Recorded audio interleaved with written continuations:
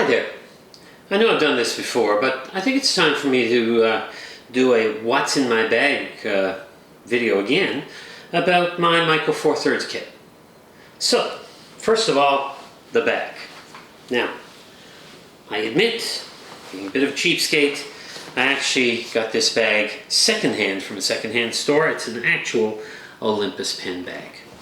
So let's see what's inside here. First of all, notice the size. Inside we have, first, there of course, since it's a camera bag, must be a camera. Here is my Olympus EP5. Attached to it is a Panasonic Lumix 25mm f1.7 lens. That's a 50mm equivalent.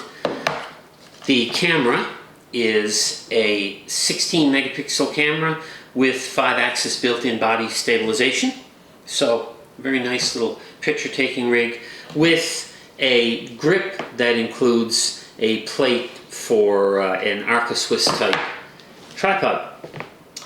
Now, what other lenses? Well, at the slightly wider end, there's a 19mm, sorry, that's a 38mm equivalent Sigma f2.8 lens. This is the earlier version, the EXDN lens that didn't have the nice smooth metal that they have on the new Art series lenses, but still, optically, very good lens. At the other side, at the telephoto end, the medium telephoto, this is a 60mm. Again, this is a Sigma f2.8. This is the Art series, so it has the nice smooth metal.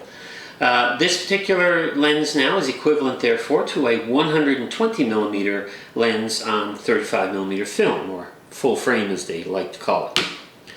So there's the something approximating the holy trinity of Leica lenses. I've got a 38, which is close to 35, a 50, a 25 here, which is 50, and here this 60 acts as a 120, which is sort of between the 90 or the 135 that was often used in the Leica days.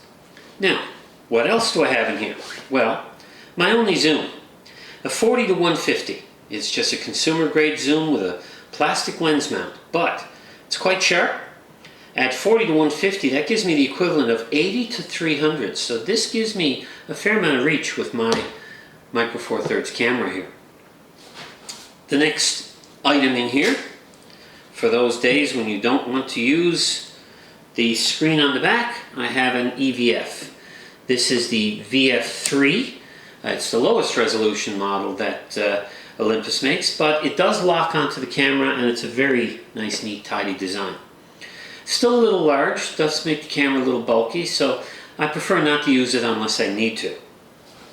Next, I need to charge batteries occasionally, so I have a battery charger with an in-car lead so that I can charge in the vehicle. Next, not much good to have a battery charger if you don't have spare batteries. I have two nice, neat little Newfoundland tartan bags. And also another lens. For the ultra-wide, here we have a 9mm, that's 18mm equivalent, fisheye body cap lens. As you can see, very thin, not much thicker than the back cap. It is a fixed aperture, it's f8 and only f8. It's also focusable, but really, when you set it on hyperfocal at 9mm and f8, pretty much everything's in focus. It's not a true fisheye, it doesn't give you a 180 diagonal field of view, but it is very wide and the distortion is, for the most part, manageable. Now, let's see what I have here. I have USB cable, I have a lens pin. In the front pocket, I have a spare memory card, and finally, to edit my work, since this camera has built-in Wi-Fi and I don't need a connector kit, I can go directly to my phone or my iPad, which also fits neatly in the now empty bag. So, to review, one iPad, one extra memory card,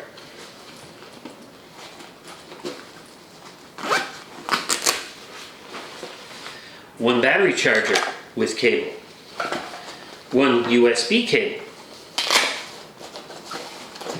1 lens pin, 2 spare batteries. Count them. 1, 2, 3, 4 lenses, 1 detachable EVF in its nice, neat little pouch, and finally a camera, of course, and this particular camera with a normal fast lens on it. And now I am ready to shoot and edit with one little bag. So folks, thanks for watching. I think I'll go take some pictures.